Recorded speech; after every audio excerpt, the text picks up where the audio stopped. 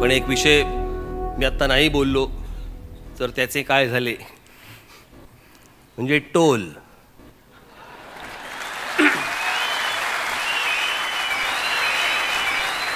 Toll बाबतची जी पक्षाची भूमिका आहे, एक तर पहिली गोष्ट म्हणजे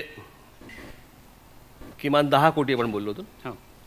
10 कोटीच्या खालचा कुठचीही कामं, कुठचेही रस्ते याला टोल लागणार नाही, लागता कामा नये.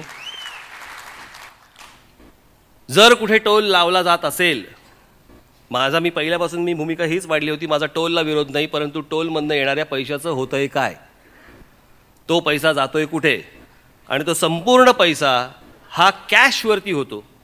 तुम्ही तिथे कॅश देता, नोट देता, त्याच्यामुळे ते किती गाड्या गेल्या, किती पैसे आले, किती काम राहिले, किती काम झाले, कोशाचा कशाला काही थांगपत्ता नसतो.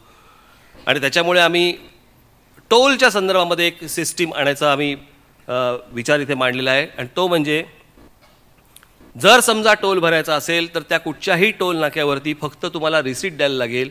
तुम्ही अगोदरच त्या टोलचे पैसे भरलेले असतील, जे सरकारी दरबारी जमा होतील, पण ते कुठच्याही खाजगी माणसाच्या खिशात जाणार नाहीत.